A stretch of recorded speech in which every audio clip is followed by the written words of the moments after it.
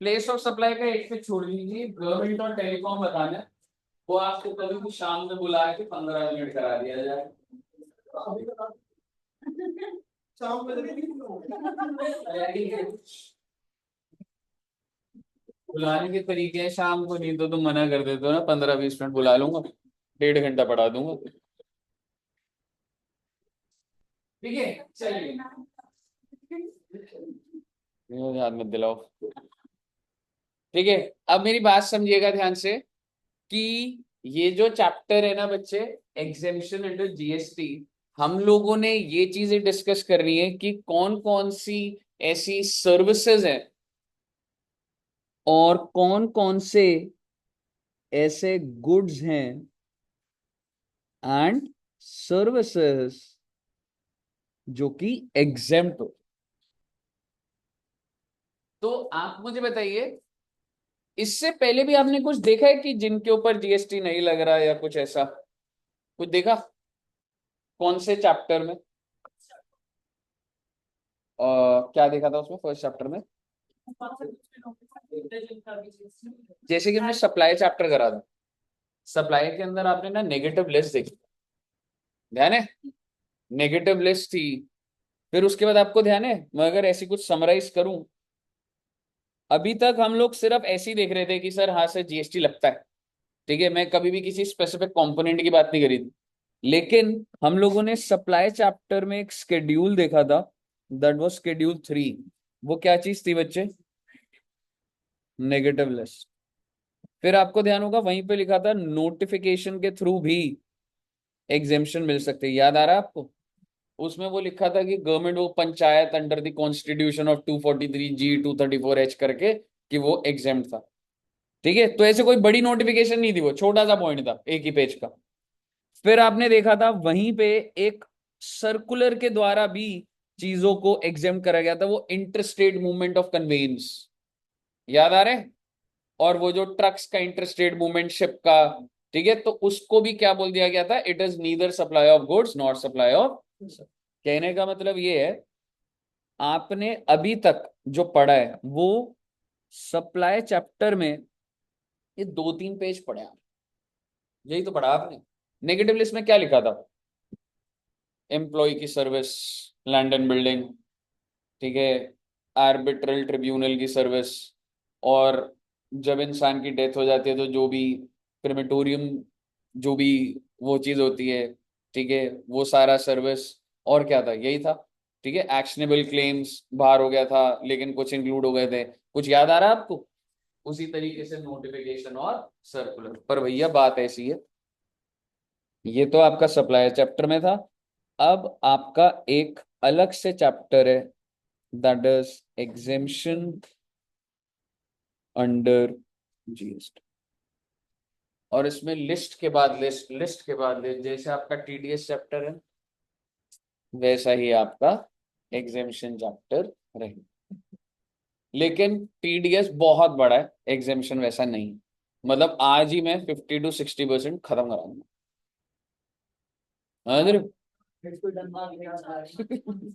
आज ही आपका जो अच्छी वाली, देखो कुछ सर्विसेज ऐसी हैं, 7-8 सर्विसेज जो बड़ी सर्विस है, जिसमें मुझे 40 मिनट लगेगा एक सर्विस को, आधा घंटा लगेगा। और कुछ ऐसी हैं, ये एग्जाम ये एग्जाम ये एग्जाम, और कुछ हल्की फुल्की बड़ी बड़ी भी आज मैं करा दूँ। तो मेरा इंटेंशन ये है कि आज आपको ये दिख जाएगा कि टोटल अगर 100 पेज का है तो हमारे 60 पेज तो खत्म, समझ रहे हो? तो आइए सर जी शुरू करते हैं एग्जामेशन। हाँ जी, संडे को देखेंगे कैसा क्या देखेंगे एक बार। संडे को मैं जा रहा हूँ घर को। घर जा रहे हो आप? तो ये बाकी बच्चे तो अपने घर है। प्लीज रोड जरूर करनी है। आप संडे को पेंडिंग उठाया 3-4 घंटे, 1 घंटे क्लास नहीं देख सकता सर, रखनी तो नहीं थी। अब मैं रख नहीं पाऊंगा ना, क्योंकि तुमने मना कर, मेरा पता नहीं लगेगा सर। अच्छा एक बार इसको बच्चे बंद करने में कुछ प्रॉब्लम आ गई, क्या वहां से क्या दुश्मनी है सर? क्या बिगाड़ दिया? हो गया नहीं, पर्सनल दुश्मनी सर हमसे है? नहीं नहीं, पर्सनल नहीं है, ग्रुप वाइज चल रही है दुश्मनी। संडे। ओके संडे के दिन में। हाँ,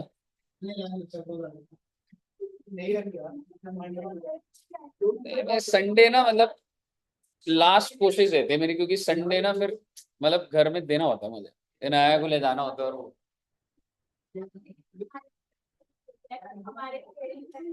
अब आप बड़े बच्चे हो गए, आप लोग पेरेंट्स के साथ घूमते फिरते नहीं हो।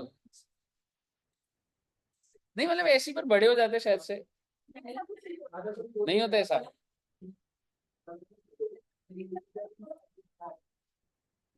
हाँ, गुड, अच्छी बात है। चलिए।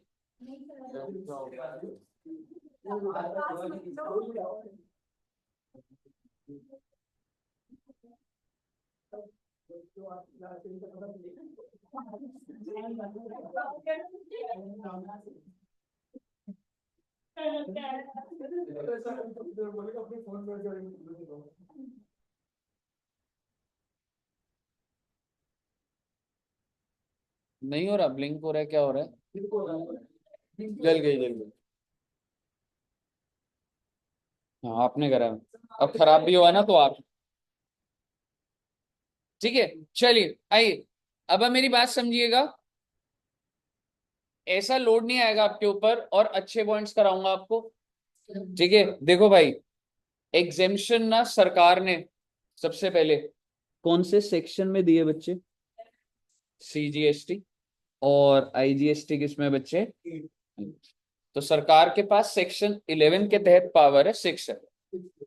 आप आगे बैठ जाइए। ठीक है, एग्जेम्पशन जो है, सरकार के पास पावर है that they can grant exemption. कौन से सेक्शन में? आज पर सेक्शन 11। ठीक है, और एग्जेम्पशन ना दो तरीके की हो सकते हैं बच्चों, या तो मैं एग्जेम्प्ट कर दूंगा गुड्स को, या फिर मैं एग्जेम्प्ट कर दूंगा सर्विसेज को। बहुत अच्छी बात है। और आपको एक बात बता दूं, गुड्स की बात तो यहीं के यहीं खत्म कर दूंगा, अब यही है बस गुड्स। ठीक है, अनब्रांडेड आटा, मैदा, बेसन, जैसे कि जो हम आप आटा खरीदते हो, इज इट मतलब ब्रांडेड और अनब्रांडेड? ब्रांडेड होता है, वो आहार का होता है या कुछ होता है ना। कौन सा लेते हो, और कौन सा होता है? आशीर्वाद आटा होता है ना। आहार होता है, एक अप्सरा आटा भी होता है शायद से। अरे एक मेरे को सिर्फ ना आटे का नाम ही ध्यान आया था। ठीक है। आपको पेपर में आएंगे याद बेटे। ठीक है, तो आप समझिएगा, तो बेसिकली सरकार की इंटेंशन क्या है गुड्स को लेके? जो अनब्रांडेड होता है ना, चक्की का आटा होता था जो, समझ रहे हो, वो वाला एग्जेम्प्ट करने का। ऐसा नहीं है कि आप ब्रांडेड आटा ले रहे हैं, जैसे कि अनब्रांडेड आटा, unbranded maida, besan, unpacked food grains, milk, curd, eggs, lassi, fresh vegetables, Indian flag in plastic bangle. इसमें भी दो तीन चीजें, और अगर फोटो इमेज में कुछ आ रहा होगा तो आ रहा होगा, पर बात इतनी सी है, ये वाले गुड एग्जेम्प्ट है। सर ये ब्रांडेड है नहीं है, इसमें मेरे को कोई बात नहीं करनी है, आपको बस ये नाम याद रखने हैं और गुड्स की एग्जेम्पशन खत्म होती है। सर एक क्लासिफिकेशन होता है ना, हाँ जी, ब्राउन एग पे लगता है, व्हाइट एग पे बिल्कुल, वो तो हो सकता है, उसके अंदर नहीं जाना, समझ रहे? डिपेंड करता है, उसके अंदर जाना ही नहीं है। अब वो एग आप कहाँ से खरीद रहे हो? आप तो दुकान से खरीद रहे हो, पर पहले जो बेच रहा है उसके ऊपर एग्जेम्पशन है, या आप रिलायंस फ्रेश से खरीद रहे हो तब है? तो रिलायंस फ्रेश लेवल पे तो नहीं होगी, समझ रहे हो? बताइए, क्लियर है? ओके।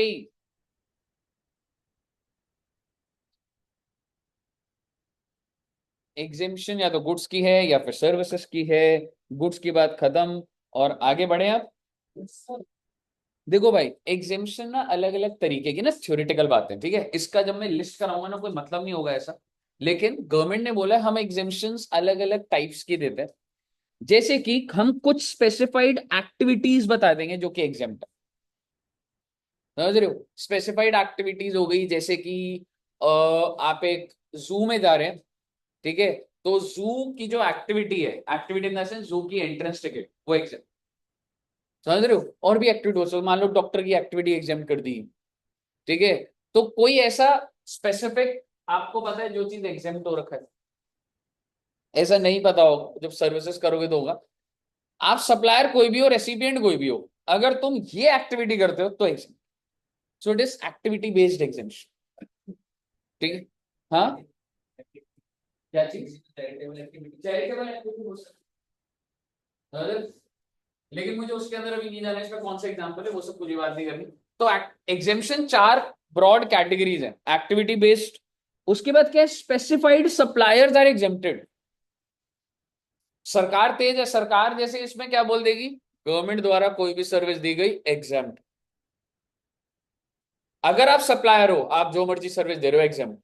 ये एग्जाम्पशन में क्या होगी, अगर सप्लायर ये बंदा है, इसको जो मर्जी बेचने दो एग्जाम्प्ट है, कोई जीएसटी।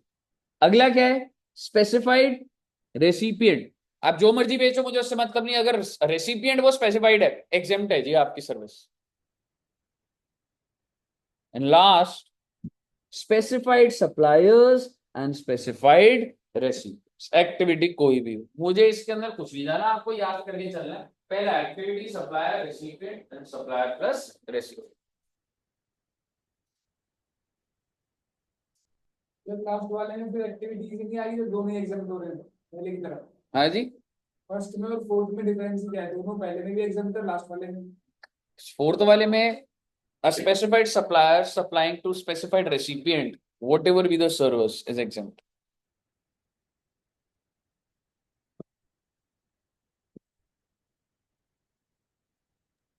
सर हाँ जी। सर स्क्रीन पूरी नहीं दिख रही। अच्छा, अब फोर्थ वाला पॉइंट नहीं दिख रहा। अभी भी नहीं दिख रहा है? नहीं। ओके रुको, एक मिनट में दोबारा सर इसका रिजल्ट है। 25 तारीख है आज क्या? ओहो। अब दिख रहा है सर। अरे कितने बजे आ रहे हैं? 2 बजे। ओह फिजा जी, ऑल दी बेस्ट। 25 है आज। Thank you sir. हाँ वो तो रिजल्ट आने दे पहले यार। हाँ, नहीं फिजा ने अच्छा पढ़ा, इसी बात, एफर्ट डाले फिजा। इनके पूरे बैच में फिजा थी और एक आयुष शायद से, पर उसका, हाँ हाँ वो उसने एफएम का, हाँ बाकी तो नहीं पढ़ रहे थे। एक स्तुति, हाँ दिया था, पर मैं नहीं, उसने, किसने दिया, नहीं नहीं दिया। नहीं नहीं, जैनब और शिफा ने उतनी मेहनत ही नहीं करी। एक स्तुति आती थी स्टार्टिंग में कई बार, वो हाँ चाहे घर पे पड़ी होगी शायद से, उसने दम डाला होगा। हाँ ठीक है, आइए लिख लिया बच्चों। ओके, अब मेरी बात सुनिए भैया, एग्जामिशन स्टार्ट नहीं हो रहा अभी, पहले ये इधर देखो रे, कौन से सेक्शन में पावर है। अब आप मेरी बात समझिएगा, ये ना बड़ा सोची समझी बातें लिखी हुई हैं, कैसे लिखी हुई हैं ध्यान से देखिएगा। एग्जामिशन कौन दे सकता है, सेंट्रल गवर्नमेंट या फिर स्टेट गवर्नमेंट। और अगर मैं आपको एक बात बताऊं, in consultation with GST council, एक जीएसटी काउंसिल होता है, उसको इज्जत देना जरूरी है। अगर आप एग्जामिशन दे रहे हो, जीएसटी काउंसिल क्या होता है, हर स्टेट के फाइनेंस मिनिस्टर बैठे होते हैं। इंट्रोडक्शन चैप्टर में देखा था ना हमने। तो जीएसटी काउंसिल फाइनेंस मिनिस्टर भी होंगे, तो ऑब्वियसली उनकी अप्रूवल लेनी ही पड़ती है। ठीक है जी, सो दैट एक्यूमुलेटेड हो। तो सेंट्रल गवर्नमेंट भी एग्जामिशन दे सकती है, स्टेट गवर्नमेंट भी दे सकती है, in consultation with GST council. क्या दे रही है जी वो, एग्जामिशन। और ये एग्जामिशन क्या होनी चाहिए बच्चे, इन पब्लिक इंटरेस्ट। ठीक है जी, थ्योरेटिकल बात है, ठीक है। अच्छा मैंने अंदर लिखा हुआ था, in consultation with GST council. और एग्जेम्पशन कैसे आ सकती है जिंदगी में बच्चे, नोटिफिकेशन के थ्रू भी आ सकती है, या फिर स्पेशल ऑर्डर में भी आ सकती है। और स्पेशल ऑर्डर के लिए आप देखोगे नीचे आ रहा है कि अगर एक्सेप्शनल नेचर की कोई एकदम से जरूरत पड़ गई तो स्पेशल ऑर्डर दिया जाता है, नहीं तो जनरली तो नोटिफिकेशन। और चाहे नोटिफिकेशन हो चाहे ऑर्डर हो, पब्लिक इंटरेस्ट तो मैंने उसी बॉक्स में डाला हुआ है, तो आपकी वो कंफ्यूजन ही नहीं होनी चाहिए। चाहे नोटिफिकेशन हो चाहे स्पेशल ऑर्डर हो, it should be public interest, should be in consultation after with the GST council. बस ऑर्डर का हो सकता है एक्सेप्शनल नेचर पे आपको निकालना पड़ रहा है, तो ही स्पेशल ऑर्डर से निकलता है। कोई दिक्कत? ओके। अब ये जो एग्जेम्पशन है, क्या मैं कह सकता हूं दो रूट हो गए, या तो नोटिफिकेशन या फिर स्पेशल ऑर्डर।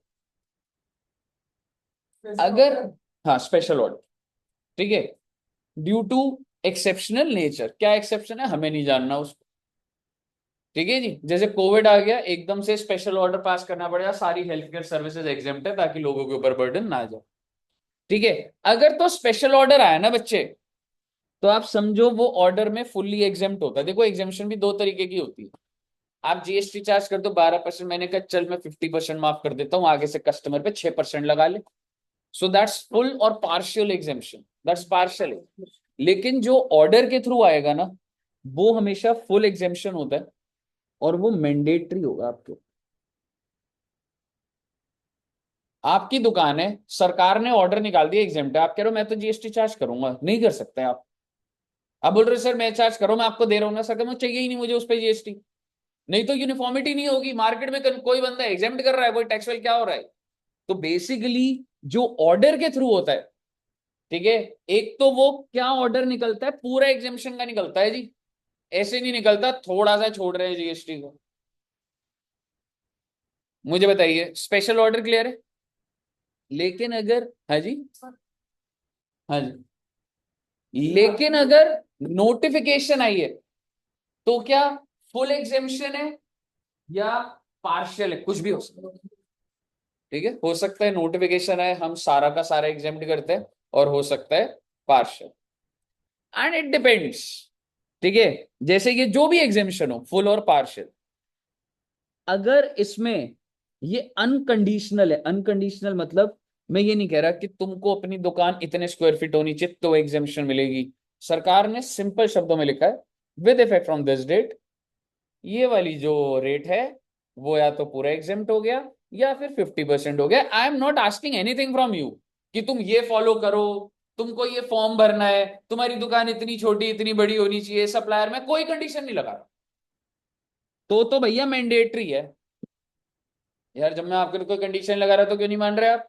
लेकिन अगर मैंने कोई कंडीशन लगा दी, दैट इज कंडीशनल एग्जेम्पशन, तो आप उसको लें या ना लें, या आपकी, because if you want to fulfil the condition ठीक है, if you don't want to fulfil the condition it's optional.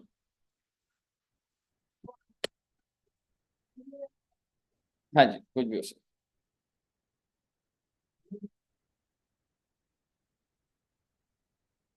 Sir meeting में लेने बोल रहे गोपाल। है। टीडीएस पूरा, हाँ जी टीडीएस पूरा हो गया था। नहीं यार उसको बोल मीटिंग आईडी वो वाली है, बिटकॉइन वाली। बिटकॉइन वाली मीटिंग आईडी है। सर जो बोल रहे थे आपने भेजी थी वो कौन सी थी? वो छोड़ देना, वो उसको छोड़ बिटकॉइन रहा वाली है। है ना, जो भी है वो छोड़ दे, बिटकॉइन वाली। बिटकॉइन वाली। कहिएगा साहब, क्लियर है? सर ये कंडीशनल और या कंडीशनल समझाओ। भाई कंडीशनल ये है, आपको एग्जेम्पशन तब दूंगा अगर आप 60% गुड्स बिलो पॉवर्टी लाइन वालों को खिलाओगे। कंडीशन डाल दी मैंने एग्जेम्पशन पे, अब तेरे को लेनी है ले, एग्जेम्पशन नहीं लेनी मत ले, समझ रहे?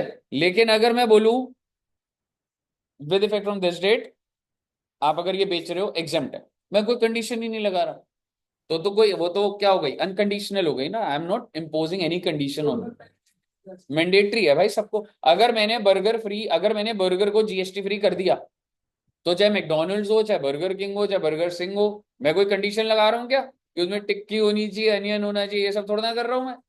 लेकिन अगर मैं कंडीशन लगा दूं, तो भाई वो फिर मर्जी है सब,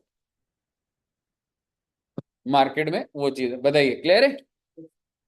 अब आप समझिए, ठीक है, अगला पॉइंट थोड़ा सा समझिएगा, और बस फिर हम लोग एग्जेम्पशंस के अंदर आ जाएंगे।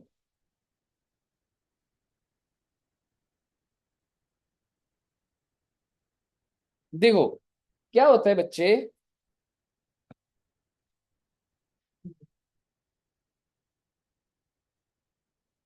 एक ना नोटिफिकेशन होती है, सबसे पहले ना नोटिफिकेशन आती है, एग्जेम्पशन नोटिफिकेशन, ठीक है। Exemption notification. और मान लीजिए वो एग्जेम्पशन नोटिफिकेशन कब आई, 10/8/18।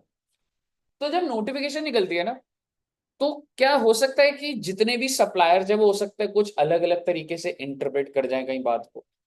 जैसे कि अगर मैं लेदर बेल्ट्स को एग्जेम्प्ट कर रहा हूं, ठीक है, और लोगों ने क्या करा कि सर अगर बैग में लेदर बेल्ट लगी है तो इसका मतलब बैग भी एग्जेम्प्ट, या कुछ लोगों ने एज्यूम कर लिया लेदर प्रोडक्ट्स एग्जेम्प्ट। कैसा हो सकता है, नहीं हो सकता। और लेदर बेल्ट्स, आप मुझे बताइए, लेदर बेल्ट्स हो सकता है जो हम लोग वेयर करते हैं वो चीज है, या डॉग्स के ऊपर वो जो उनका स्ट्रैप होता है, मे बी अगर वो लेदर है, लीश जो होती है, हो सकता है वो, तो क्या चीज है, कंफ्यूजन आ गई मार्केट में। तो आप मुझे बताइए इस नोटिफिकेशन के अगेंस्ट ना, अगर मार्केट में कंफ्यूजन हो जाए तो आप एक्सप्लेनेशन इंसर्ट कर सकते। ठीक है, तो नोटिफिकेशन आ गई, कब आ गई नोटिफिकेशन, 10/8 तक। और आप ना इस नोटिफिकेशन के कितने टाइम तक निकाल सकते हो एक्सप्लेनेशन, विद इन 1 ईयर। अगर आपको लग रहा है कि आपको इसमें कोई चीज चेंज करने की, नहीं नहीं भाई तुमने कहाँ से, हमने तो लेदर बेल्ट बोला था जो ह्यूमन वेयर कर रहे हैं, आपने तो बाकी सारी कैटेगरी ले लिया आपने। तो सरकार एक एक्सप्लेनेशन दे सकती है, और कितने टाइम में, विद इन 1 ईयर। यहां तक क्लियर है। और जब ये एक्सप्लेनेशन आएगी, जैसे सपोज करो explanation I 10/7/19, is it with in 1 year? Yes, it is with in 1 year. तो इसका इम्प्लीकेशन कब से होगा? मैंने 10/7 को क्लैरिफिकेशन दी, पर कुछ लोग तो वो जो डॉग्स की बेल्ट है वो भी एग्जामिन करके बैठे हैं, भाई साहब रेट्रोस्पेक्टिव इंपैक्ट होगा, जीएसटी चार्ज करेगा वो उस पे। तो बेसिकली इस एक्सप्लेनेशन का विल हैव रेट्रोस्पेक्टिव। क्या आप समझ से बता सकते हैं कौन सी डेट से होगा? 10/8। मैडम ये सारा इंस्ट्रूमेंट बनाना सरकार की जिम्मेवारी है, सरकार बनाती है। हाँ, तो आप इंक्लूसिव मानिए उसको, आपने जीएसटी पढ़ लिया पूरा, आपने जितना लिया है, नहीं लिया तो वो जो अमाउंट है उसी के अंदर ही जीएसटी, और दीजिए मुझे जीएसटी। मतलब मैं अपनी जेब से भरूंगा। जेब से नहीं, हाँ कह सकते हैं, ठीक। मुझे इसको भी चलेगा, अब मैं अपने हाँ ठीक है, हाँ बिल्कुल बिल्कुल। कहिए, क्लियर है बच्चे? From the date of notice. अब आगे सुनिएगा। एक नोटिफिकेशन के अंदर बहुत सारी एंट्रीज होती है। अरे सर क्या बोल रहे हो सर, आपको पता है जब नोटिफिकेशन आती है ना, तो ना एंट्री होती है, जैसे कि एंट्री ही एग्जेम्पशन, एक नोटिफिकेशन के अंदर बहुत सारी एंट्रीज होती है। ठीक है, एंट्री नंबर 1 कोई चीज के बारे में एग्जेम्पशन होती है उसमें, entry number 2, entry number 3।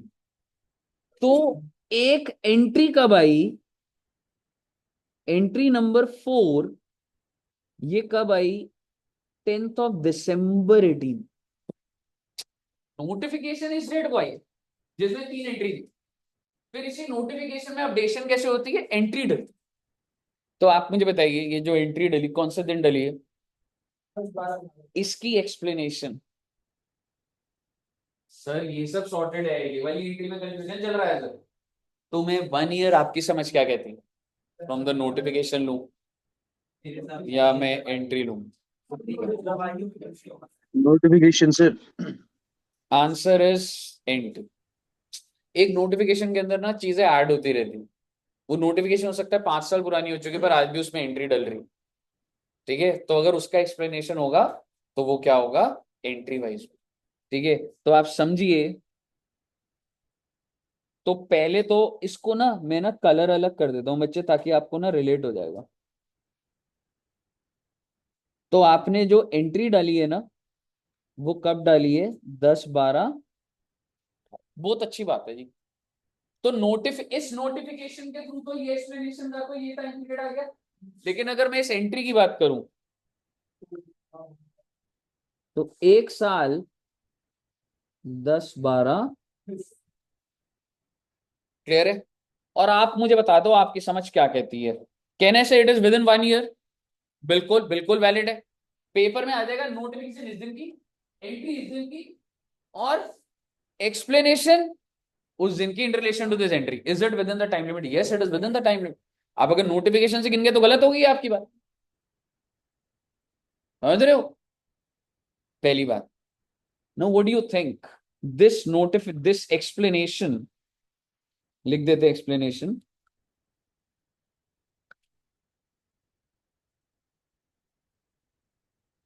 Now what do you think, ये जो एक्सप्लेनेशन है इसका इफेक्टिव डेट क्या होगा? With effect, exactly what is the point of having the effective date on the date of notification? जब वो एंट्री भी नहीं आई तो मैं क्या कर लूंगा? Exactly, exactly. तो 10/12, बिकॉज भाई एंट्री की एक्सप्लेनेशन की वैलिडिटी एंट्री से पहले की थोड़ा ना हो जाएगी। क्या बढ़िया समझा दिया बेटे आपको मैंने। ये सर सर आ गया दूसरा। क्लियर है ना आपको? Yes, sir. यही बातें लिखी हुई है।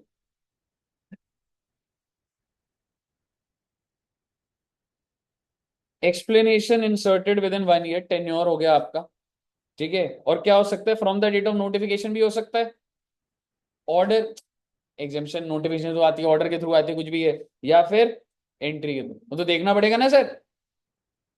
For the purpose of clarifying the scope of applicability of the notification order to have a retrospective. बताइए कोई दिक्कत? ये सेम वही एग्जांपल मैंने जो आपको अभी बनवा दिया, वही मैंने यहाँ पे अलग से बना रखा। ठीक है जी, आपको लिखने की भी जरूरत नहीं पड़ेगी। अगर आपको ये एग्जांपल समझ आ गया, कुछ नहीं करना आप, यही वाला सही है, कोई दिक्कत वाली बात नहीं। हाँ जी, हाँ लिख लीजिए। ऊपर वाली लाइन है जो आप हाँ ये वाली लिख सकते हैं। अब हम लोग स्टार्ट करेंगे एग्जाम्पशंस। ले देके मैंने आपको अभी तक एग्जामिशन का बेस बताया था। एग्जामिशन है तो गुड्स का चल रहा है या सर्विसेज का चल रहा है। गुड्स के अंदर तो सिर्फ नाम दे रखे थे, अनब्रांडेड आटा, बेसन, मैदा, ठीक है, eggs, fish product, bangles, Indian flag. और सर्विसेज के लिए अब हम लोग देखेंगे, हमने एक भी सर्विस अभी तक नहीं देखी है, बट ये बताया मैंने आपको कि या एग्जामिशन या तो नोटिफिकेशन के थ्रू मिलती है या ऑर्डर के थ्रू मिलती है। ठीक है जी, नोटिफिकेशन के थ्रू मिलेगी तो हो सकता है पार्शियल हो या फुल हो, ऑर्डर के थ्रू हो तो फुल हो। और वैसे तो फुल है, अनकंडीशनल होती है, वो सबके लिए मैंडेटरी है। पार्शियल या फुल में अगर हो सकता है कंडीशन लगा दी तो ऑप्शनल है, और अगर अनकंडीशनल है तो मैंडेट। क्लियर है जी? और कौन सा सेक्शन था बच्चे? सेक्शन 11। एमसीक्यू लेवल पे आ सकती है बात, 4-5 पेज में यही लिखा हो। कहिए आगे बढ़े। ओ माय गॉड, क्या आप एग्जेम्पशन देखना चाहते हैं?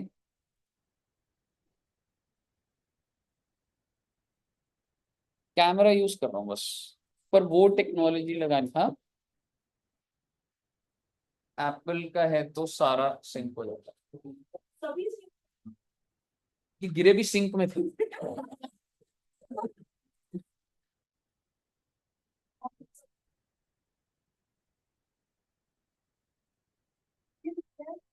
हैं? नहीं ये रहने दो, हटा ही दूं क्या?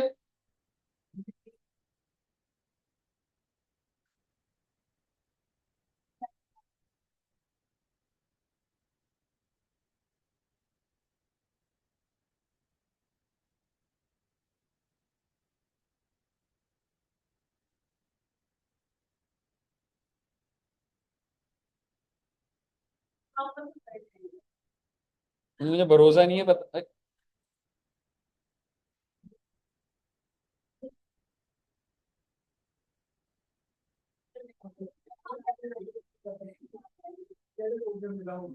क्लास शुरू हो गई थी। क्लास शुरू हो गई यहाँ में। पिज्जा जी, पिज्जा जी को आज सब माफ है, अभी कहाँ उनका दिमाग चल रहा होगा। चलिए आइए जी। सर एग्जेम्पशन, ठीक है, जस्ट ऐसी अगर तुम्हें बताऊं, क्या पढ़ोगे क्या? जरा सा इंट्रोडक्शन ऐसी पढ़ लो, ऐसी क्या होता है एग्जामिशन, एक फ्लो में आ जाओ।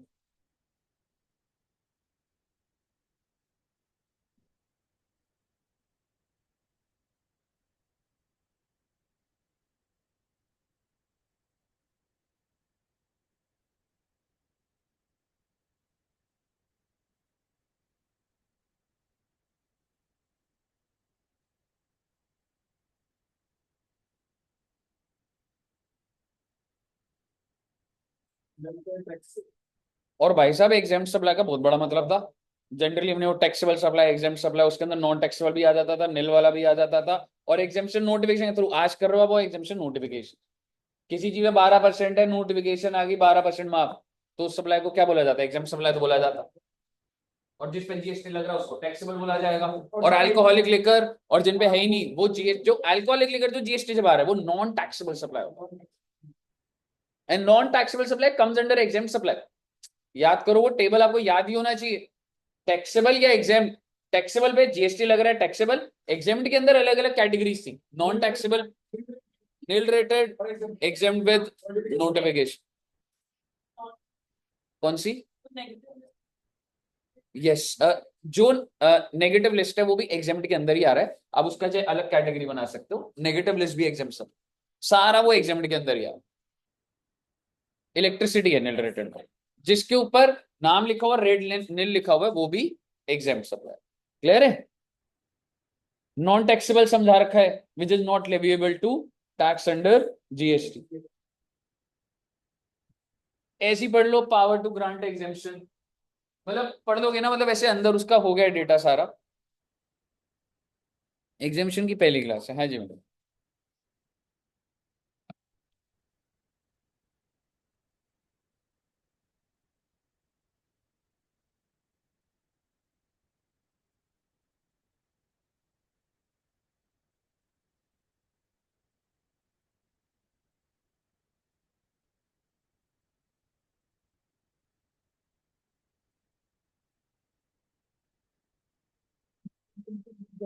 तुम्हारे वो वाले ग्रुप में महक और वो भी थे ना? महक दिव्या, नहीं, महक वो जो इधर आ रहे थे, दिव्या महक थे ना? आए नहीं वो, विकास भी नहीं आया। 9 बजे ज्यादा जल्दी हो गया। हम्म। 9 बजे ज्यादा जल्दी हो कुछ जल्दी नहीं है, 6-6 बजे भी क्लास होती थी, तुम क्या है गया।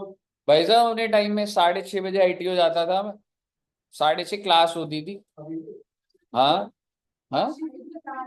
हाँ, बड़ा नॉर्मल से, और सर्दियों में होती थी दिसंबर के टाइम पे, इधर नहीं। जब हम लोग पढ़ते थे 6:30 क्लासेस होती थी। बहुत नॉर्मल चीज है, कुछ भी नहीं है। सब टाइम से। टाइम अलग नहीं है, वही टाइम है। हाँ सर, और टीचर्स हाँ बिल्कुल होती है। वो जल्दी भी छोड़ देते होंगे ना। हाँ बहुत जल्दी, 6:30 से 10 बजे तक हाँ। क्लासेस। आप यहाँ 10 से 10:30 तक ले रहे हो। अच्छा, ये कैटेगरीज बन गई हैं। A, specified activities, specified suppliers, specified recipients and specified suppliers and recipients.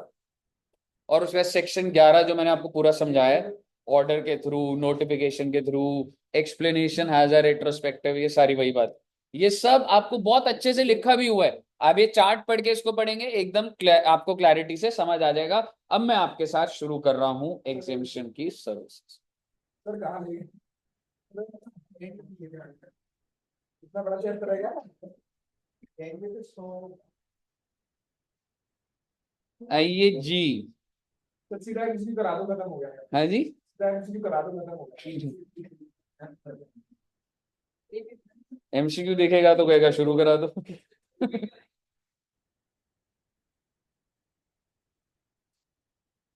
छोटी छोटी सर्विसेज करेंगे बेटे। आपको एक चीज बताता हूं, जैसे कि ये कितनी एंट्रीज हैं अगर मैं आपको बताऊं, जैसे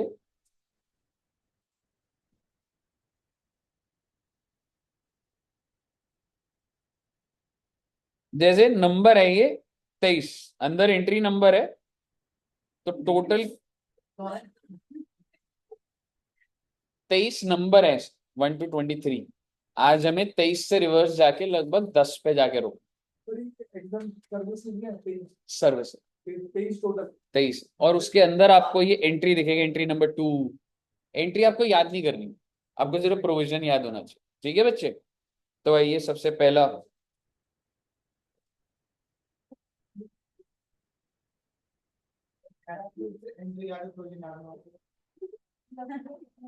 तो भी चलेगा।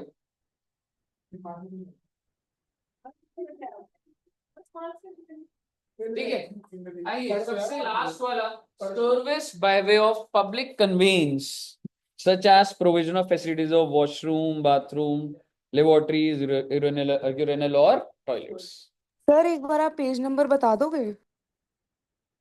मैडम पेज नंबर 5.109 पर ये वाली फाइल एक पहले वाली है, इसमें कुछ अमेंडमेंट्स भी आई हैं जो मैं आपको बताऊंगा, ठीक है। पर इससे मैंने ऑलरेडी बनाए हुए थे और वो थे, तो मतलब बीच में एक आध एंट्री आई है, वो भी बताऊंगा तो, ठीक है। मुझे बताइए एंट्री नंबर 76 क्लियर है? आपको लिखनी नहीं है अभी, एक बार एक के बाद एक आती जाएंगे अब सर्विसेज।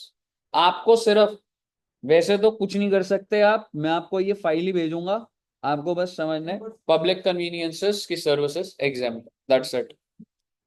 कोई दिक्कत? तो एक ऑनरेरियम होता है बच्चे, ये एक ना सर्कुलर के थ्रू आया हुआ है। जैसे कि ऑनरेरियम क्या होता है, कोई भी गेस्ट लेक्चरर्स होते हैं या एंकर्स हैं, तो वो लिखा हुआ है कि भाई अगर वो गेस्ट एंकर है, जो भी, अगर वो कोई सर्विस दे रहा है तो उसको पैसा मिलता होगा। तो सवाल ये है, ये सर्कुलर है, क्या वो एग्जेम्प्ट है या टैक्सेबल है? तो आइए देखते हैं। It is clarified that supply of goods and service are taxable unless service provided by way of guest anchor in lieu of honorarium attract GST। Honorarium की सर्विस एग्जेम्प्ट है या टैक्सेबल है? टैक्सेबल। से मतलब जब तक वो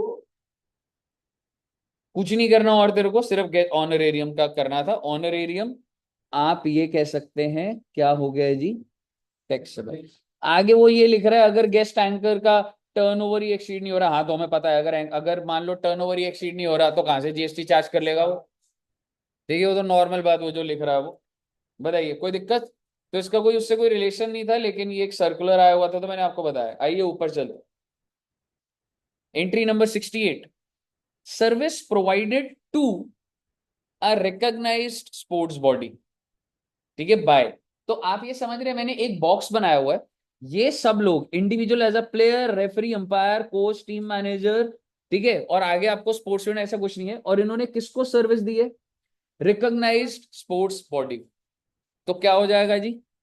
एग्जाम। आपको लग रहा होगा सर पेपर में कहा ही आएगा, बेटे किसी भी कोने का कुछ भी आए, समझ रहे हो? तो सर्विस किसने दी है? इंडिविजुअल ने दी है, प्लेयर चाहे वो प्लेयर है, referee, umpire, coach, team manager, और या फिर एक sports body, recognise sports body giving service to another sports body. तो वो क्या है, टैक्सेबल या एग्जेम्प्ट? हाँ जी, तो एम्पायर वगैरह के लिए स्पोर्ट्स बॉडी मतलब जैसे ये sports body, BCC, ICC, Pakistan cricket board, अगर एम्पायर इनको कोई सर्विस दे रहा है तो एम्पायर जो भी चार्जेस लगा रहा होगा तो उसको एग्जेम्प्ट, ठीक है। लेकिन आगे देखिएगा, हाउएवर, हाउएवर का मतलब ये वाला है, ये वाला टैक्सेबल है, पर ये किसको प्रोवाइड कर रहा है देखते। Service by individual as selectors, commentators, curators, technical experts are, और एक इसको सर्विस दे रहे रिकॉग्नाइज स्पोर्ट्स बुक। तो भाई साहब ऐसा है, सिलेक्टर, कमेंटेटर्स, क्यूरेटर्स, क्यूरेटर्स क्या होता है? कुछ होता होगा क्रिकेट में या किसी उसमें, ठीक है। Technical expert are taxable.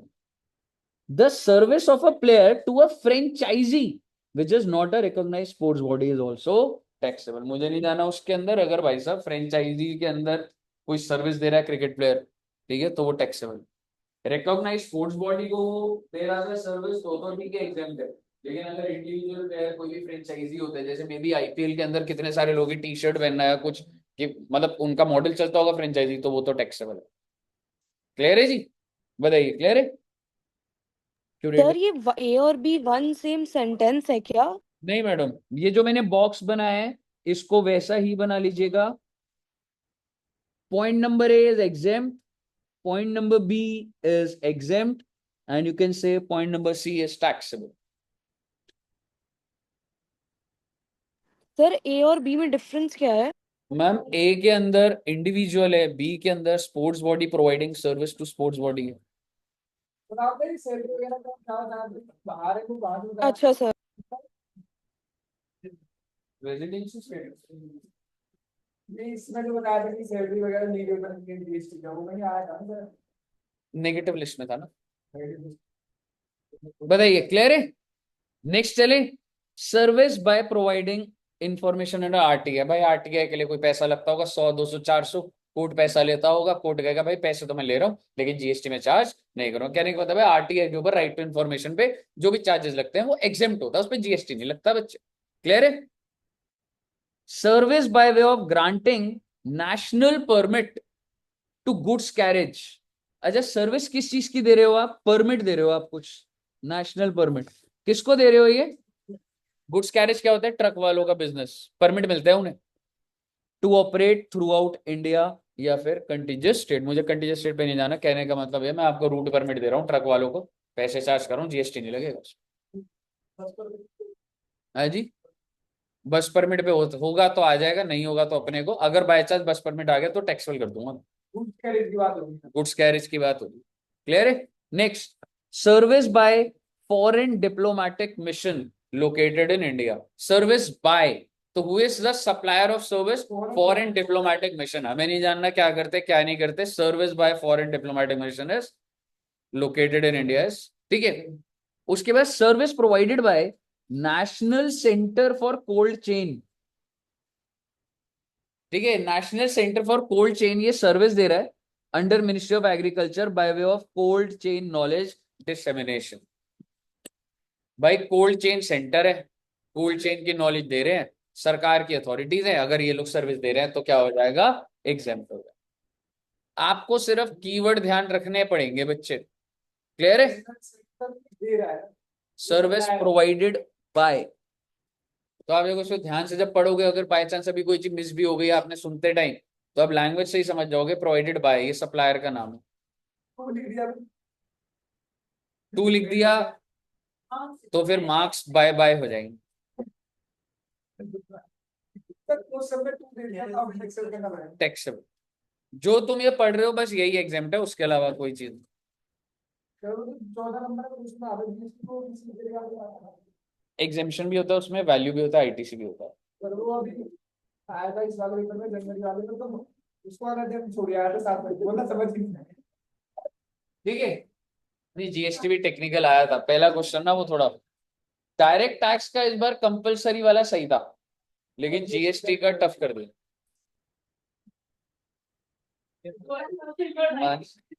Mansa ji positive रहते हैं सर।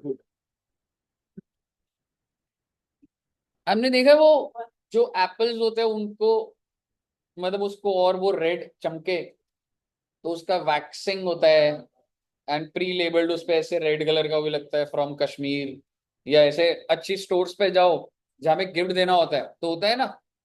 ठीक है, तो वो जो सर्विस है, ठीक है, कि मैं उस पे पैकेजिंग लगा रहा हूँ वो भी एग्जेम्प्ट होती सर कोल्ड चेन के अंदर क्या आता है? है।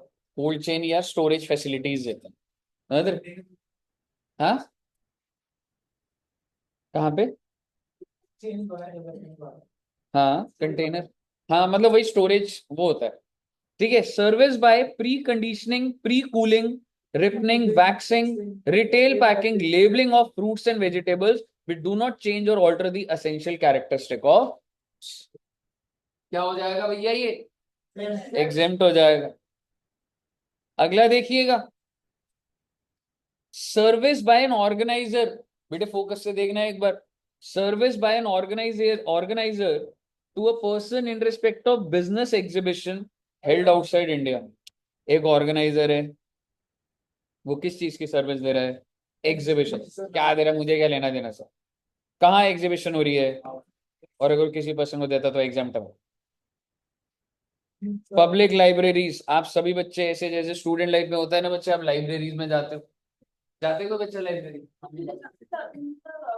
हाँ, अच्छा। डिफरेंस और जाएगा सिर्फ लाइब्रेरी होती है जहाँ पर बच्चे जाके पढ़ते हैं, और एक जैसे कॉलेज स्कूल में होता है। कॉलेज वाली लाइब्रेरी में पढ़ते ही है वहाँ। वगैरह होती है ना, जहाँ से फ्री जाके ना वगैरह लेने के लिए। हाँ वही तो हमारे पढ़ने के लिए दोनों ही है वैसे तो, लेकिन जो कॉलेज वाले होते हैं वो अलग चार्जेस नहीं लगाते, ऐसे वो फीस में ही होगा उनके। पर अगर मैं जनरली स्पेसिफिक लाइब्रेरी की बात करूं, आपको जब कुछ अमाउंट होगी ठीक है तो उसमें जीएसटी नहीं लगेगा। हाँ तो वो नहीं लगेगा। हाँ जी, हाँ इधर नहीं होगी शायद से, इधर ना इतना स्टूडेंट्स एरिया नहीं। ये इधर आओ रे, लाइब्रेरी वाला पॉइंट डन है, मेरे को स्पीड रखनी है, जल्दी जल्दी कराऊं क्या? Service by way of collecting और प्रोवाइडिंग न्यूज। ओहो, सर्विस किस चीज की दे रहा है वो? जर्नलिज्म का ही है। कलेक्ट करना भी भाई बहुत सारी एजेंसियां जो सिर्फ कलेक्ट करके डेटा देती होंगी।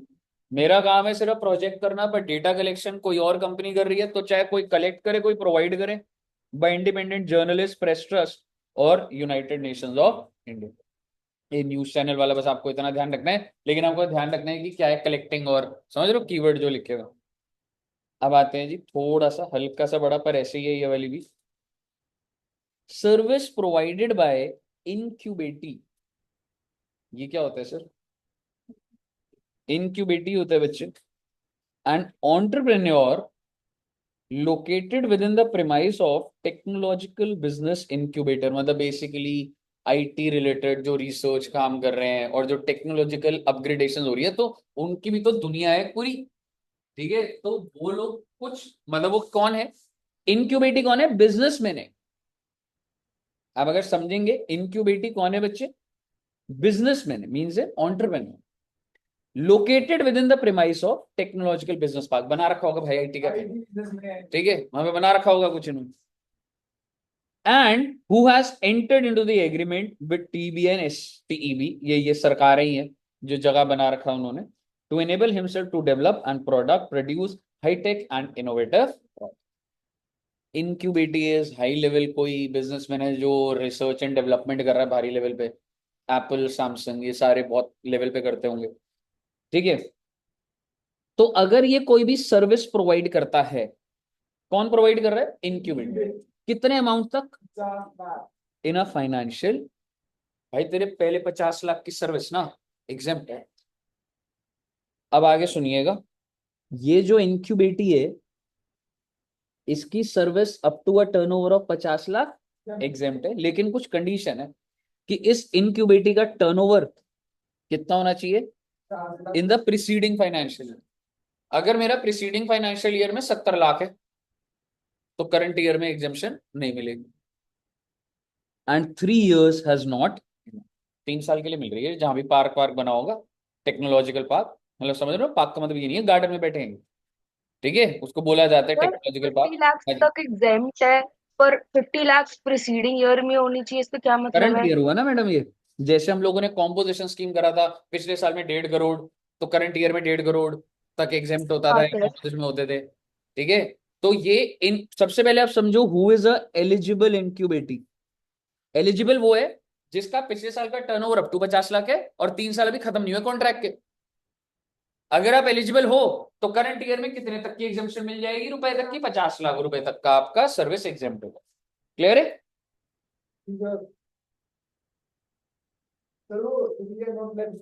हाँ जी, कॉन्ट्रैक्ट है ना गवर्नमेंट के साथ, गवर्नमेंट ने बोला भाई अब जिंदगी भर के लिए थोड़ा ना करेंगे, मतलब नए नए उधर जो भी आ रहे होंगे उनके साथ कॉन्ट्रैक्ट होगा, अब ये प्रोडक्ट बना रही है तो 3 years का कॉन्ट्रैक्ट तक ही मैं आपको एग्जेम्पशन दे रहा हूँ। तो सर 3 साल बाद अगर मान के नहीं मिलेगी, नहीं तीन, मतलब बेसिकली ये नया नई चीज को प्रमोट कर रहे हैं। आप आज इनक्यूबेटिव बन गए हो तो आपके 3 साल के कॉन्ट्रैक्ट के एग्जेम्पशन अलाउ।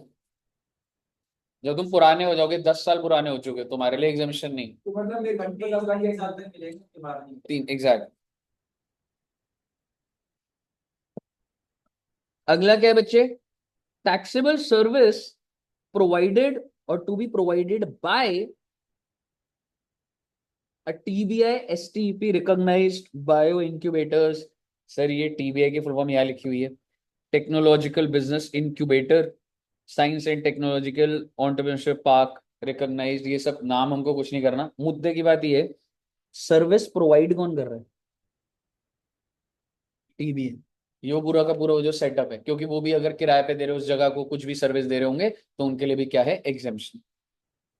इंक्यूबेटी कौन है? जो उस एरिया के अंदर काम कर रहा है। लेकिन ये टीबी और ये क्या है भाई, ये भी कुछ ना कुछ होंगे ना उधर के, कुछ जिन्होंने क्रिएट करा होगा वो पूरा इंफ्रा।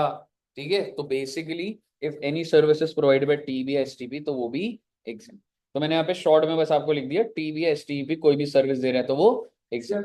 और आपको इनक्यूबेटी वाला यहाँ पे सारे पॉइंट आ रहे हैं, अगर आप उसको कनेक्ट करो, ये बंदा एलिजिबल है, और इसका अप टू 50 लाख एग्जाम्पल है। क्लियर है बच्चे? पढ़ेंगे ना। हाँ जी, इसी बुक से ही पढ़ लो। आप सिर्फ इसको अपने उसमें लिखना चाहोगे तो बस ठीक है, जो जो जहां जहां मैंने लिखे हुए हैं बस वो वाली चीज है। सर एक बीच वाला ही था ना, कौन सा? वो तो हो गया processing, collecting and news. Collecting and providing.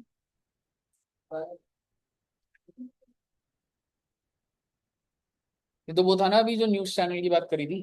News channel मतलब कोई अगर कोई सर्विस दे रहा है हाँ, न्यूज, हाँ, जर्नलिस्ट सर्विस। जर्नलिस्ट सर्विस, तो वो एग्जाम्प्ट है। ओके, अगला देखिए कौन सा है बच्चे? Transmission distribution of electricity. इसके यहाँ पर एक और एग्जाम्पशन, एक अमेंडमेंट आई है, तो मैं आपको बताऊंगा अभी। पर मुद्दे की बात ये है, बिजली का जो बिल आ रहा है उस पर जीएसटी लग रहा है क्या? नहीं लग रहा। चेक कर लीजिए बिजली का बिल। लेकिन भैया अगर मीटर नया लगाओगे, मीटर को शिफ्ट कराओगे, आप शिफ्ट हो रहे हो, अगर आप डुप्लीकेट बिल निकलवाओगे, कई और खर्चे वर्चे होते। वायर जल गई, बिजली वाले ने बोला सर इसकी तो आप ही को लगानी पड़ेगी, तो वो सब पे जीएसटी उस पे लगेगा। बिजली का बिल एग्जेम्प्ट है। तो आगे देखेंगे। However in respect in this regard CBIC, CBIC क्या होता है बच्चे?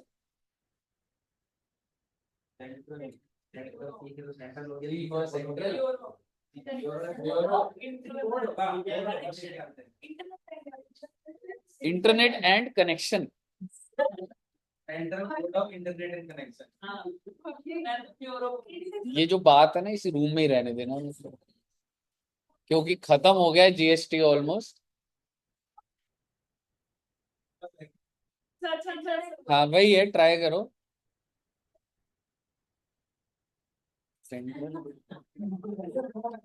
कैसे याद करते हैं ना। सेंट्रल, सीबीडीटी क्या होता है? तो वहां आपने सेंट्रल ब्यूरो क्यों नहीं बोला? आप ब्यूरो घुसाना चाह रहे थे।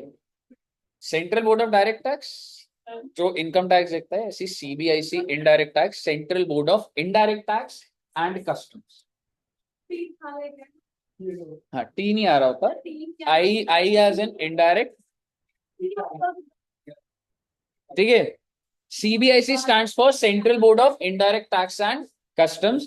मुद्दे की बात यह है, service provided by distribution companies to the consumer are liable to GST, such as application for releasing connection of electricity, rental charges for metering equipment, testing fees, labor charges, charges for duplicate।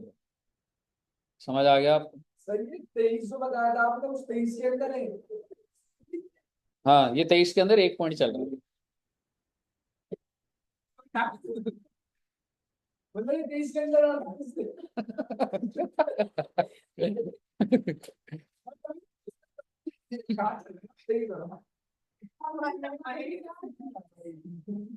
आप मुझे बताइए। Sir ये जो 1 2 3 4 5 है ये सब नहीं मतलब नहीं नहीं, टैक्सेबल है। एंट्री नंबर स्पेसिफिक है। हाँ वो एक जनरल आईसीआई ने करा हुआ है वो, पर ये एंट्री स्पेसिफिक लीगल है। एंट्री याद करनी मुश्किल। बात सर सुनिए ये जरा। मैं ये कह रही थी कि जो 25 में 1 2 3 4 5 है ये है टैक्सेबल, दीज आर जो टैक्सेबल, अभी हमने किया था। These are taxable. ये वाली जो 5 चीजें हैं। अजय एक बात बताओ, ये वाली बात तो खत्म हो गई है। आप सभी बच्चे अगर बेटे कहीं जाते हो, जैसे कि आउट ऑफ स्टेशन अगर जाते तो टोल चार्जेस लगते हैं क्या? टोल चार्जेस किस लिए लगते हैं? क्योंकि आप रोड यूज कर रहे हैं तो आपको अच्छी रोड मिलेगी। ऐसा तो नहीं होता ना टोल देती रोड खराब हो जाती, नहीं। कॉन्सेप्ट यही है कि अच्छी रोड है तो हम चार्जेस ले रहे हैं आपसे।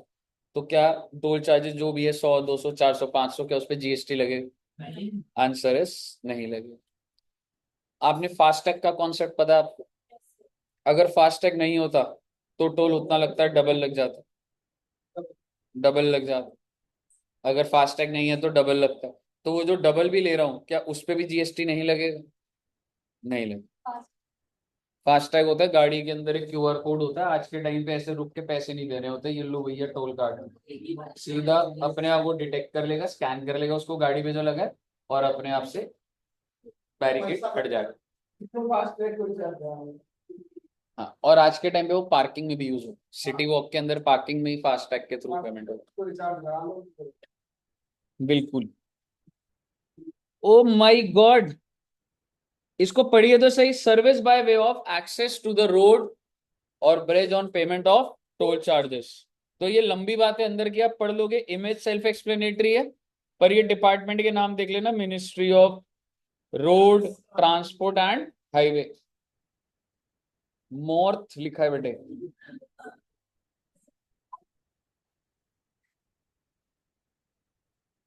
इट हैज बीन क्लैरिफाइड, ठीक है, तो एग्जेम्प्ट है, और क्लैरिफिकेशन क्या दी हुई है, that overloading charges at toll plaza would get the same treatment as given to toll charges. कहने का मतलब ये एग्जेम्प्ट एग्जेम्प्ट एग्जेम्प्ट,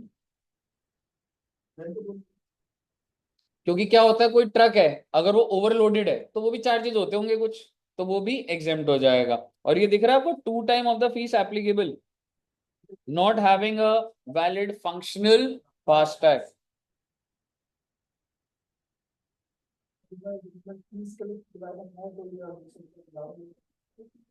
कहने का मतलब है एग्जाम, सारा exam, normal toll charges, double, कोई पेनल्टी, ओवरलोडिंग चार्जेस, सारा का सारा क्या है जी, एग्जाम। क्लियर है?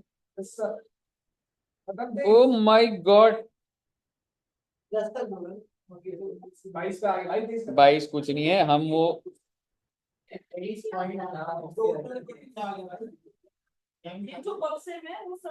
सर टोल प्लाजा क्या होता है?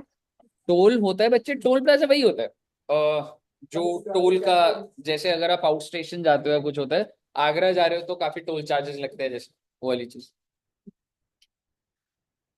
अगला देखिएगा, हालांकि मैंने यहाँ पे पूरी समरी बना रखी है, आपकी समरी से आटा लगा।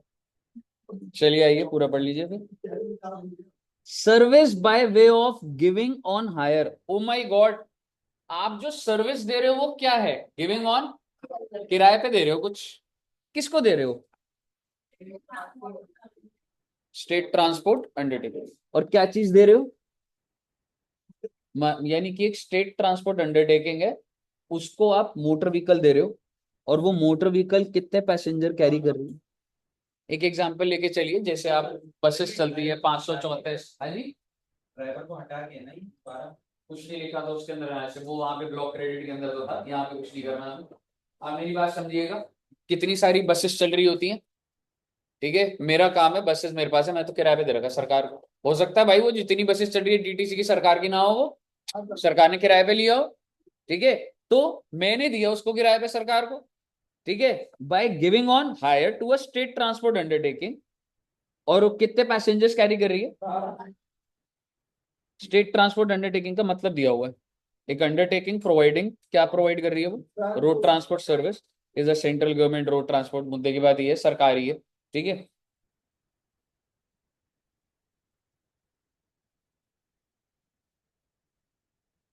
अब आइए यहाँ पे, ऊपर वाला रीड करा दूं, एनी पर्सन, जो कि मोटर व्हीकल, सिर्फ ये वाला देखिएगा, motor vehicle greater than to state transport sir more than सुनते, हाँ बोलिए जल्दी बोलिए, 12 पैसेंजर से ज्यादा तो लिखा था वहां पे। Any person if he gives motor vehicle to government other than STU, तो टैक्स, यानी कि एसटीयू को दे रहे हो तो एग्जेम्प्ट है, और अगर एसटीयू के अलावा किसी और गवर्नमेंट एजेंसी को दे रहे हो तो टैक्सेबल है। Any person giving motor vehicle on hire for transportation of goods, ठीक है ना, किसको, अच्छा ठीक है, सॉरी, ठीक है, any person motor vehicle on hire किसको दे रहे हो आप, जीटीए, तो क्या हो जाएगा एग्जाम्पल। जीटीए को अगर आप दे रहे हो तो क्या हो जाएगा एग्जाम्पल, पर आपके दिमाग में आएगा जीटीए पैसेंजर थोड़ा ना कैरी करेगा, तो गुड्स करेगा, तो यही लिखा हो, any person who gives motor vehicle on hire for transportation of goods और जीटीएस। लेकिन अगर मैंने जीटीए को पैसेंजर के लिए दिया तो सर टैक्सेबल है, जीटीए क्या है? गुड्स ट्रांसपोर्ट एजेंसी, ट्रक वाले जो अच्छा थे। अच्छा। हाँ जी बताइए, यहां तक क्लियर हुआ पहले? और आखिरी वाला सिर्फ एक बार रीड करना और फिर इस टेबल को एक बार देखना जरा,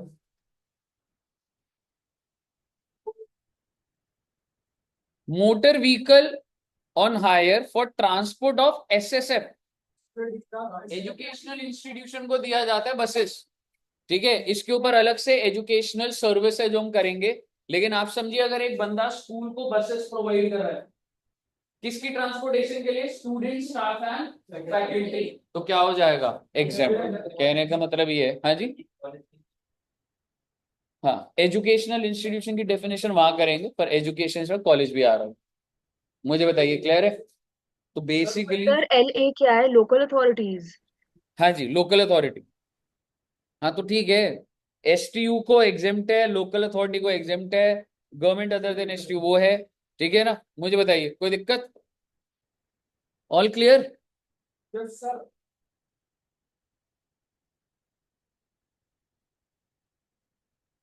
हाँ बस एक चीज ध्यान रखना बच्चे, लोकल अथॉरिटी को मोटर व्हीकल नहीं लिखा हुआ, electric EVs to a local authority, electrically operated vehicles.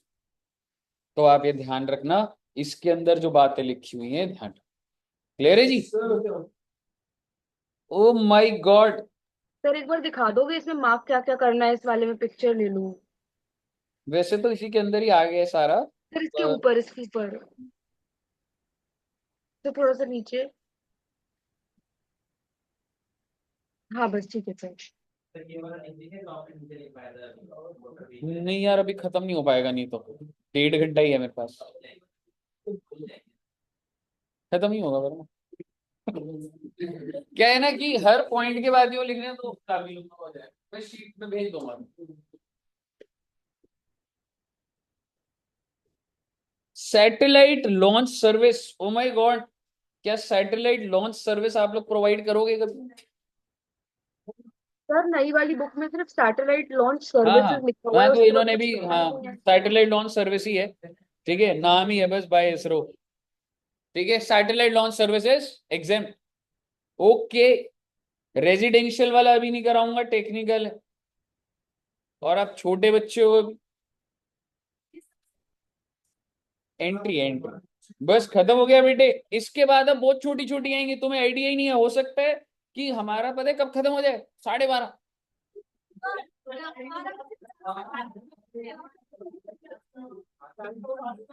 साढ़े 11 तक। ये 11:30 का कोई टाइम नहीं था? साढ़े 12 साढ़े 12। आप भूल जाते हो क्या, गजनी हो गया, साढ़े 12 भेजा हुआ है। सर बोल के दिखाओ निमेश जी ये वाला पॉइंट समझाइए आप।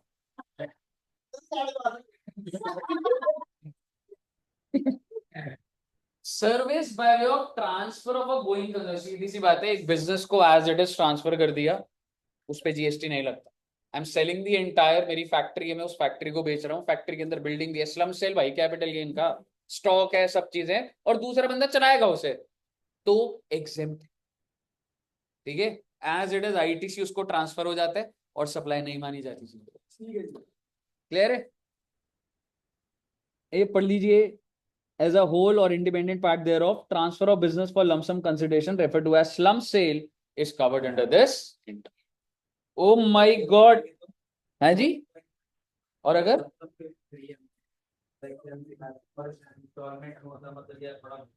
अगर एक ही कॉन्ट्रैक्ट है ना, तो जिसको बेच रहे हैं, जनरली क्या होता है, जैसे 5 स्टार होटल है, मान ली ताज होटल है, पैसे तो उसे धीरे धीरे मिल रहे हैं, शेयर मिल रहे हैं, क्या है, वो तो बहुत कॉम्प्लिकेटेड है, लेकिन आप स्लम सेल का क्या मतलब होता है कि सिर्फ बाहर बोर्ड चेंज हो गया, बाकी सारी चीजें एज इट इज, समझ रहे? अब तू इंडिविजुअली बेचेगा तो टैक्सेबल हो जाएगा, और लमसम पेमेंट कैसे जा रही है उसके अंदर, मतलब ये है कि हमें सेल दिखा दी पूरे एक बार में, आप पेमेंट करना, पेमेंट कैसे आ रही है वो तो आपकी आपकी सेटलमेंट। रॉयल होटल ग्रुप पढ़ना बच्चे, छा गए बेटे आप, आपको आइडिया ही नहीं है, यही सबसे बड़ी एंट्री थी, अब इसका छोटी छोटी एंट्री, जैसे ये छोटी एंट्री है वैसे ही सारी छोटी, हाँ सेम इजी।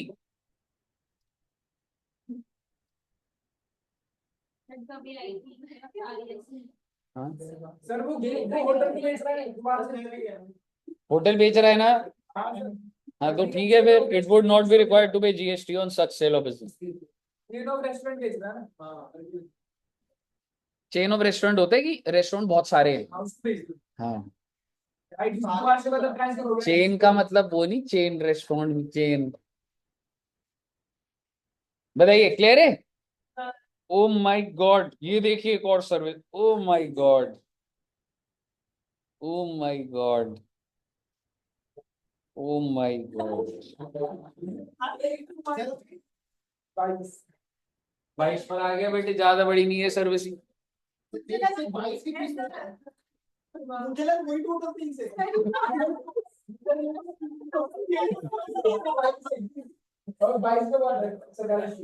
RWA समझते हैं आप? क्या होता है RWA? Resident welfare. सुनिएगा बात को, सुनिएगा। हाँ जी सौरभ जी, आज काम हो गया घर पे सारा? पेंट हो रहा है? फिर आज आप इधर आके पेंट नहीं हो रहा फिर? भैया ठीक, गुड। वॉलपेपर लगवाया नहीं लगवाया? हाँ, मेरे को ना पर बहुत इंटरेस्ट है, मतलब मैं ना 2-3 बार रेनोवेशन देखी है, मेरे को बहुत अच्छा लगता है। मतलब वो चीज वहां से लाते हैं, वहां से मतलब। अच्छा, कोई जरूरत तो बताइए, एक दिन छुट्टी लेके मैं देख लूंगा घर पे कैसे। हाँ, तो आप क्या चाहती हो, व्हाइट वॉश करूँ मैं वहां पे? ठीक है, आइए। RWA समझते हो आप? आरडब्ल्यूए है क्या? अनइनकॉर्पोरेटेड बॉडी या नॉन प्रॉफिट? Non profit. सुनिएगा प्लीज, आपको पता है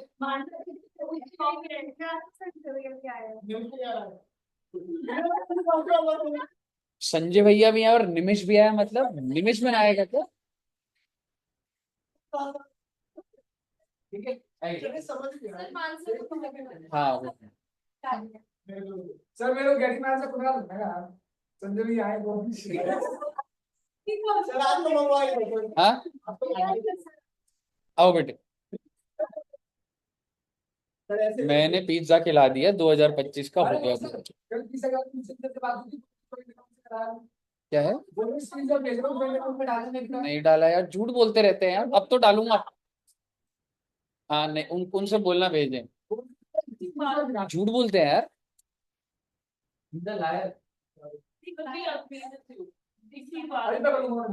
भैया आ जाओ, नहीं पिला रहा। अभी सुनो तो सही, 1.5 घंटा टेंशन है मेरे को खत्म कराने का है। आपको पता है गुड़गांव में अगर आप कोई जगह खरीद भी लो तो भी आपको कुछ मेंटेनेंस चार्जेस पे करना पड़ेगा। भाई साहब वो कौन सा है तो बहुत महंगा है, कैमिलियस। आपको मैं बताता हूँ, इधर ना ओखला में भी बन रहा है गोदरेज के, एकदम 5 स्टार टाइप्स में ना। देखो क्या है, दिल्ली में क्या है, अगर आप हर जगह देखोगे it is like 3 floors 4 floors builder properties. लेकिन अब कॉन्सेप्ट क्या आ रहा है, अगर आप देखोगे मोती धौला कुआं से आगे ना मोती नगर आता है। मोती बाग, मोती बाग, मोती बाग तो धौला कुआं है ना। उससे आगे ना नारायणा और वो आता है ना, उस जगह पे DLF के बहुत अच्छी प्रॉपर्टीज। प्रॉपर्टीज का मतलब है टावर्स है, एक ही फ्लोर पे 40 फ्लोर है, एक ही बिल्डिंग में 40 फ्लोर। ऐसे ही गोदरेज का ओखला में बन रहा है। ठीक है, अगर आप उसको खरीद भी लोगे ना 2 करोड़ 4 करोड़, पर आपका मेंटेनेंस लगेगा आपको महीने का 10,000 देना ही देना। ठीक है भाई, तो ये उनको भी पता है, इसलिए वो आपकी रील्स में वो आता भी नहीं होगा। आपकी रील्स में IT बाबा ही आएगा। ठीक है, अच्छा ठीक है।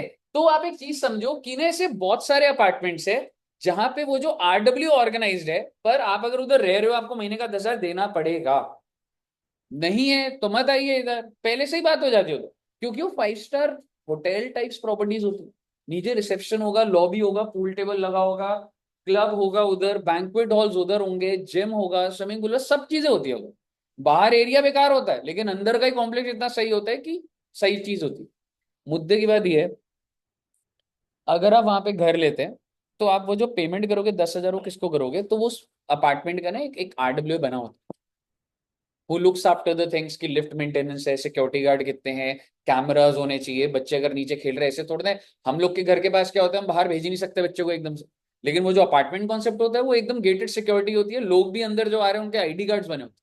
ठीक है, तो कहने का मतलब ये है, आपने एक प्लॉट ले लिया हो और आप हर महीना कितना रुपया दे रहे हैं, 10,000, तो क्या आरडब्ल्यू को दे रहे हो, तो क्या जीएसटी लगेगा? Answer is yes.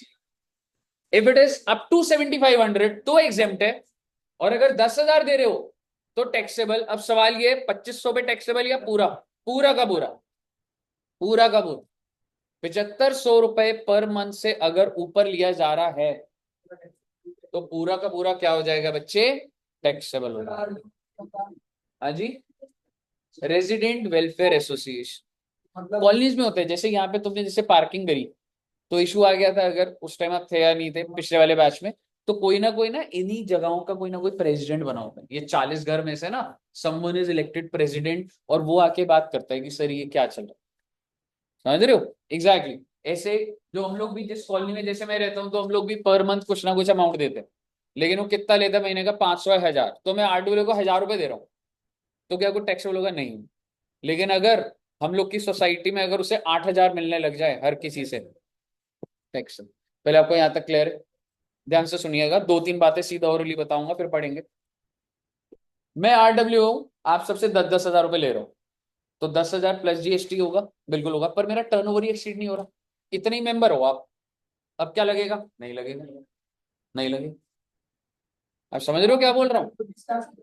हाँ, इतने ही मेंबर है और सबसे 10,000 ले भी लूंगा महीने का, तो मान लो मेरा टर्नओवर नहीं बढ़ रहा अभी।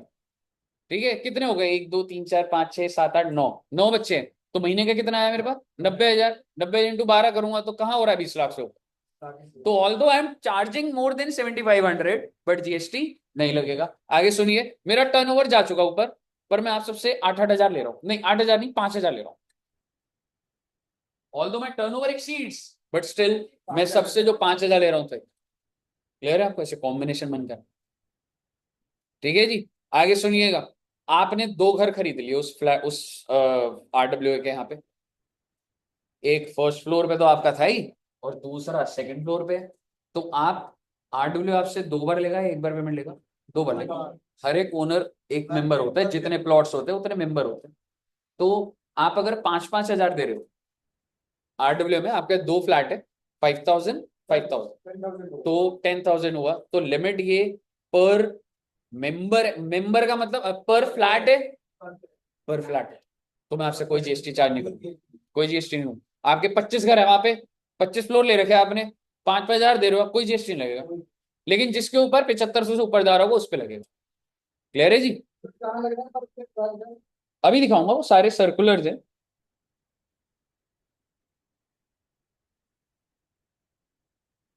पहले जो अंडरलाइन करा है वो पढ़िए एक बार।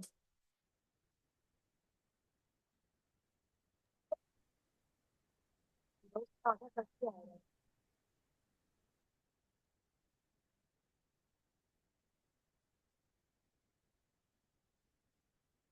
सर बोल रहा है 20 लाख से एक्सीड होगा तो रजिस्टर कराओ, फिर मतलब ट्रैक करेगा उनको इंश्योरेंस को। ये तो जनरल बात हो गई जो मैंने आ रहा, कर दिया। कट के आ हाँ रहा जी, है। हाँ जी, क्या कह रहे हो वृंदा जी? तो कट के आ रहा है, आधा स्क्रीन आ रहा है। एक सेकेंड।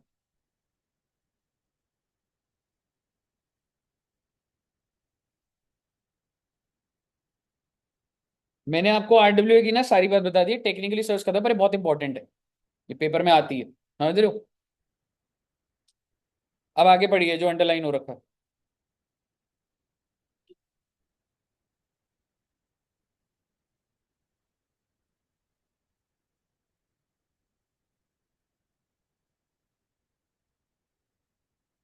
और इससे नीचे वाला पैरा भी पढ़ लीजिएगा।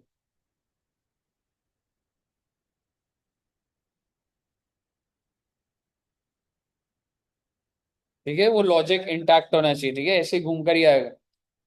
पर मंथ पर मेंबर मिल रहा है उसी खर्चों पर कैसे। एग्जाम्पल पढ़ लीजिए 40 वाला। Suitable housing society exam seller per month per member individual do GST. Clear है?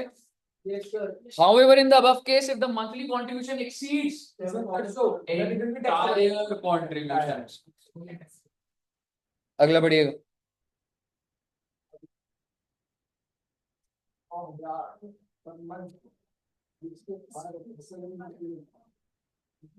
तो 9,000 पूरे 9,000 पे लगेगा ना। वही वाली बात एग्जांपल बना रहे हो, वो जो एंटायर वाला कॉन्सेप्ट था। हाँ, जीएसटी का रेट हमेशा दिया होगा। अच्छा, उसके बाद वो क्या कह रहे हैं, देयर कैन बी केसेस, वो ये कि चार्जेस तो ज्यादा है लेकिन अगर टर्नओवर एक्सीड नहीं है, तो एक बार पढ़ लीजिए इसको। वैसे मैंने करा चुका हूँ आपको आरडब्ल्यू का ये वाला में, पर पढ़ लीजिए एक बार इसको। वो कह रहे हैं not on and not on this, जबरदस्त कह रहे हैं 18% सीधा 9,000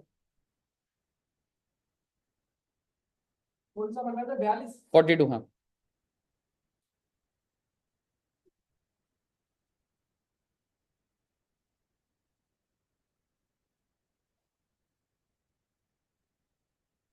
हाँ, हो गया।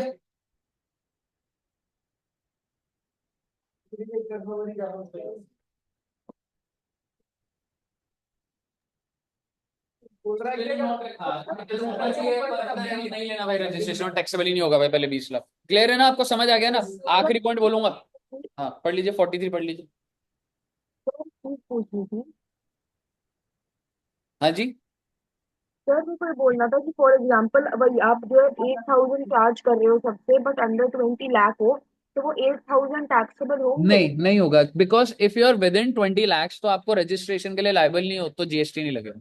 इफ यू टेक वॉलेंट्री तो लग जाएगा फिर, है ना। आप लाइबल टू बी रजिस्टर्ड ही नहीं हो ना बच्चे। सर, हाँ जी, पढ़ लिए ये। यार ये खराब हो जाएगा यार, आज नीचे ही क्लास ले लो तो सही है, बुलाने बंद लग रहा है कुछ। सर इसका वैसे लाइट बंद हो रहा है, इसकी लाइट वाइट तो ये जैसे हाँ, पर ये मैंने उसको बोला हुआ है, मैंने कहा है। शॉर्ट सर्किट हो गया था ना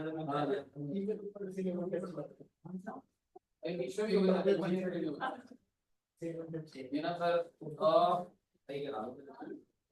मुझे बताइए, क्लियर है बच्चों को सर प्रोजेक्ट। अगर सिर्फ 6,000 चार्ज कर रहे हो आप और फिर भी 20 लाख एक्सीड हो रही है तो होगा टैक्सेबल? अगर सिर्फ 6,000 पर पर्सन चार्ज कर रहे हो बट 20 लाख टोटल एक्सीड नहीं हो होगा, रहा है तो नहीं होगा होगा? टैक्स, नहीं होगा टैक्स, नहीं होगा टैक्सेबल। ठीक है बच्चे, ठीक है सर। आइए।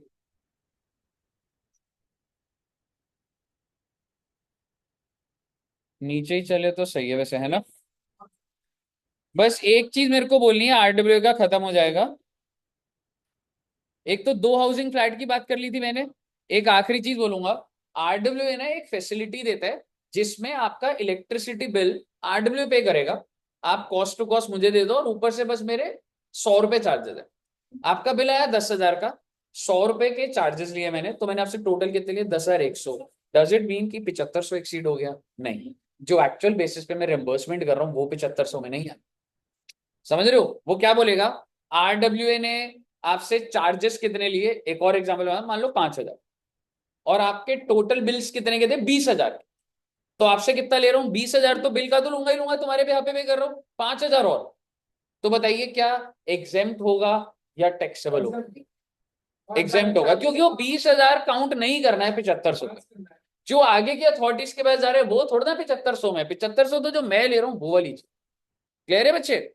चलिए, तो ऐसा करते हैं, नीचे चलते हैं बच्चों। ठीक है, और 5 मिनट में बच्चे मैं दोबारा स्टार्ट कर लूंगा, 10:49 है। वाला लिंक ना 10